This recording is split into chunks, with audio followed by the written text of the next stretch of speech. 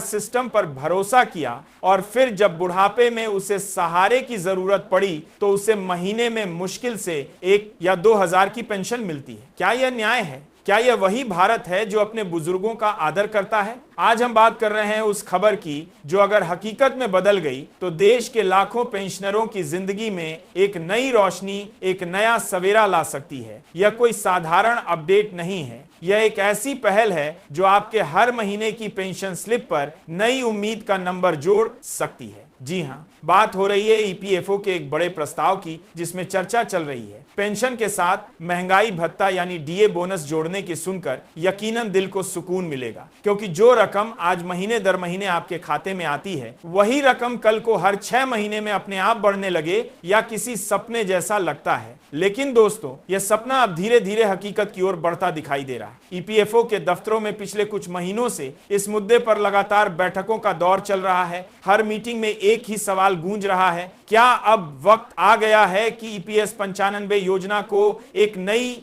दिशा दी जाए? क्या पेंशन को स्थिर नहीं बल्कि गतिशील बनाना चाहिए ताकि वह महंगाई के साथ अपने आप बढ़ती रहे? और इसी सोच के साथ एक नया प्रस्ताव सामने आया है। पेंशन के साथ डीए बोनस जोड़ने का अब जरा एक पल के लिए अपनी पेंशन स्लिप को याद कीजिए। उसमें जो फिक्स रकम लिखी होती है वही महीने दर महीने आती है, ना उसमें कोई बदलाव ना कोई बढ़ोतरी। अब सोचिए, अगर उसी स्लिप पर एक नई लाइन जुड़ जाए, डीए बोनस 400 या महंगाई भत्ता 500 जोड़ा गया, तो आपको कैसा लगेगा? वह दिन किसी त्योहार से कम नहीं होगा। ईपीएफओ के अधिकारी इस विचार पर गंभीरता से काम कर रहे हैं। उनका मानना है कि अगर पेंशन को महंगाई दर या महंगाई सूचकांक से जोड़ दिया जाए तो हर 6 महीने में अपने आप उसकी रकम बढ़ती रहेगी। यानी जैसे केंद्र सरकार अपने कर्मचारियों के लिए डीए हर साल 2 बार बढ़ाती है, वैसे ही पेंशनर्स को भी हर 6 महीने में एक स्वचालित राहत मिलेगी। इसका मतलब यह नहीं कि हर बार किसी घोषणा या बजट का इंतजार करना पड़ेगा। सिस्टम खुद तय करेगा कि महंगाई कितनी बढ़ी है और उसी के हिसाब से आपकी पेंशन अपडेट हो जाएगी। वित्तपति नहीं तरह से मार जानते हैं, बाद दीन को देखा है, वहां पे तूपर से आप देखा है, पति नहीं की है। राहत तूपर से आप देखा है और कार का तारा की है। वास्तीन को देखा है, सत्य सेबी को देखा है, मंस की कोई काशी करते हैं। मंत्रालय तक यह प्रस्ताव पहुंच चुका है। सूत्रों के मुताबिक मंत्रालय ने कहा है कि संकल्पनात्मक रूप से इस विचार को देखा जा सकता है। यह वाक्य छोटा है लेकिन इसका असर बहुत बड़ा है, क्योंकि जब कोई प्रस्ताव वित्त मंत्रालय की मेज तक पहुंचता है और वहां से एक्सप्लोर करने की बात आती है तो समझ लीजिए कि अब मामला सिर्फ कागज ही नहीं रहा, अब यह नीति के रूप में आकार लेने की दिशा में पहला कदम है। ईपीएफओ ने इस प्रस्ताव के वित्तीय और व्यावहारिक पहलुओं को परखने के लिए एक तकनीकी उपसमिति भी गठित कर दी है। इस समिति का काम है यह देखना कि अगर डीए बोनस लागू किया जाता है तो इसका असर फंड पर कितना पड़ेगा, कितना खर्च बढ़ेगा और यह योजना लंबे समय तक टिकाऊ रह पाएगी या नहीं। बताया जा रहा है कि अगर सब कुछ ठीक रहा तो यह नया फॉर्मूला लागू किया जाता है। वो बताया जा रहा है कि यह बोनस लागू किया जाता है कि अगर 5 से 12 है, जनता 12 है, तमाम करेगा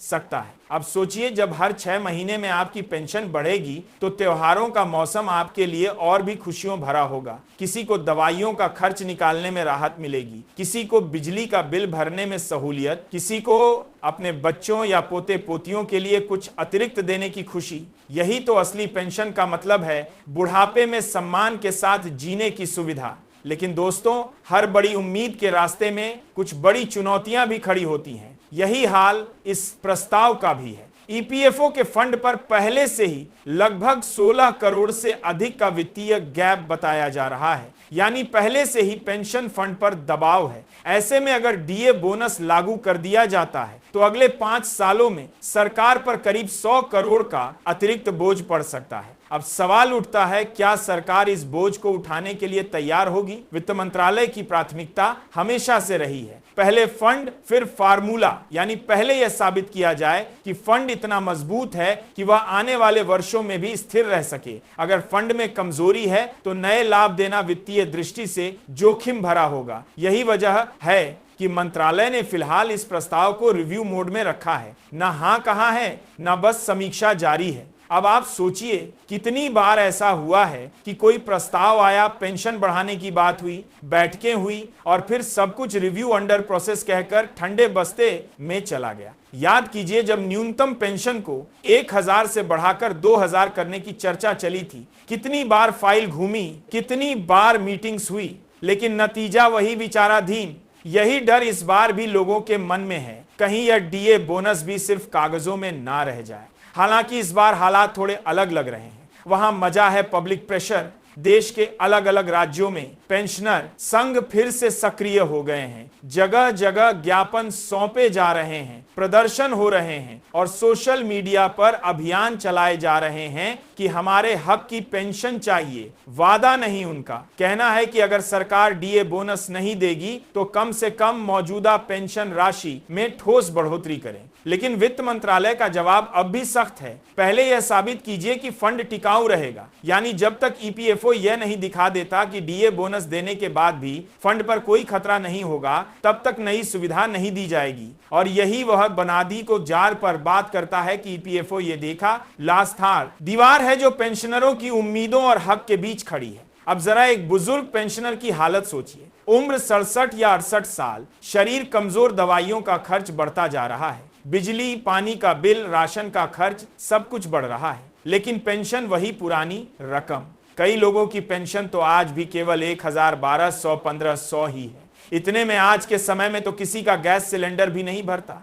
क्या यह किसी भी देश के लिए गर्व की बात हो सकती है कि उसके बुजुर्ग इतनी मुश्किल में जी रहे हैं? और फिर जब खबर आती है कि डीए बोनस पर विचार चल रहा है तो दिल में उम्मीद की एक किरण जागती है। लगता है कि शायद अब सरकार को हमारी सुनाई दे रही है। लेकिन अंदर की कहानी हमेशा इतनी आसान नहीं होती। हर योजना को दर्जनों फाइलों, नोटिंग्स, अनुमोदनों और समीक्षाओं से गुजरना पड़ता है। यही वह बारीक कागजी प्रक्रिया है जो किसी सपने को हकीकत बनने से रोक देती है। फिर भी उम्मीद अब भी जिंदा है, क्योंकि जब तक पेंशनर अपनी आवाज उठाते रहेंगे, जब तक ईपीएफओ और सरकार पर दबाव बना रहेगा, तब तक यह मुद्दा खत्म नहीं होगा। शायद अगली सेंट्रल बोर्ड ऑफ ट्रस्टीज की बैठक में या आने वाले केंद्रीय बजट में सरकार इस प्रस्ताव को आगे बढ़ाने का फैसला करें, क्योंकि अब सरकार भी जानती है कि देश के करोड़ों पेंशनर उसकी हर चाल पर नजर रखे हुए हैं। अगर यह प्रस्ताव लागू होता है तो हर पेंशनर को सालाना लगभग 3000 से 5000 का अतिरिक्त लाभ मिलेगा।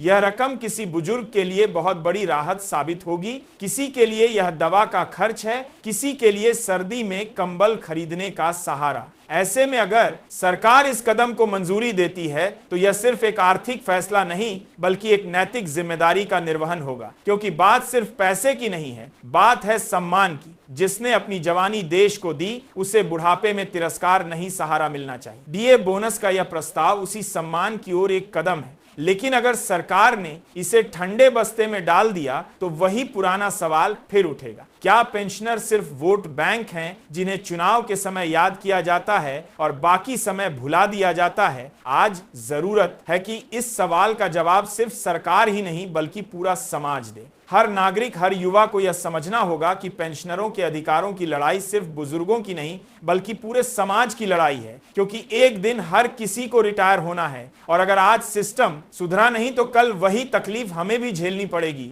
ईपीएफओ और वित्त मंत्रालय के बीच अब जो खींचतान चल रही है वह हमारे समाज में बड़ा बदलाव ला सकती है। इसी सोच का टकराव है। ईपीएफओ चाहता है कि पेंशन को जीवंत बनाया जाए, यानी महंगाई के साथ बदलती रहे, लोगों को समय समय पर राहत मिले, जबकि वित्त मंत्रालय का कहना है कि पहले फंड को मजबूत किया जाए ताकि भविष्य में कोई वित्तीय संकट ना आए। एक तरफ संवेदना है, दूसरी तरफ अनुशासन, और इन दोनों के बीच फंसे हैं वह लाखों पेंशनर जिनकी हर सुबह एक ही सवाल के साथ शुरू होती है, क्या इस बार कुछ बदलेगा? कितनी बार फाइलें घूमी हैं, कितनी बार समितियां बनी हैं, कितनी बार कहा गया है कि अगली बैठक में फैसला होगा, लेकिन नतीजा वही ढाक के 3 पात। फिर भी हर बार उम्मीद टूटती है और फिर नए सिरे से बनती है। यही इंसान की ताकत है, उम्मीद, और यही उम्मीद आज भी जिंदा है। अगर सरकार वास्तव में इस प्रस्ताव को लागू कर देती है तो यह देश के वरिष्ठ नागरिकों के प्रति कृतज्ञता का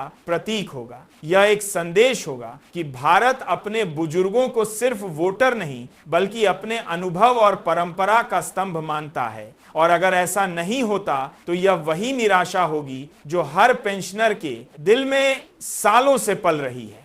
हमने सब कुछ दिया, लेकिन हमें क्या मिला? दोस्तों, यह सिर्फ आर्थिक सुधार का मामला नहीं है, यह नैतिक सुधार का प्रश्न है। जब कोई व्यक्ति अपने जीवन के 30-40 साल सेवा में बिताता है तो वह सिर्फ एक निर्धारित रकम का हकदार नहीं होता, वह उस सम्मान का हकदार होता है जो समाज को अपने बुजुर्गों को देना चाहिए। डीए बोनस का प्रस्ताव उस सम्मान की पहली सीढ़ी है। अब बारी है सरकार की कि क्या वह इस बार सिर्फ आश्वासन देगी या वास्तव में कदम उठाएगी। क्या वह उन 100 करोड़ के वित्तीय जोखिम से डर जाएगी या इसे एक निवेश मानेगी उस पीढ़ी में जिसने देश को खड़ा किया। यह फैसला आने वाले कुछ महीनों में साफ हो जाएगा। लेकिन एक बात तय है, जब तक पेंशनर संगठित रहेंगे, जब तक आवाज उठती रहेगी, तब तक यह मुद्दा दबाया नहीं जा सकेगा। आज सोशल मीडिया ने इस आंदोलन को और ताकत दी है। हर पोस्ट, हर वीडियो, हर कमेंट एक नई ऊर्जा पैदा कर रहा है। लोग लिख रहे हैं डीए बोनस आना ही चाहिए,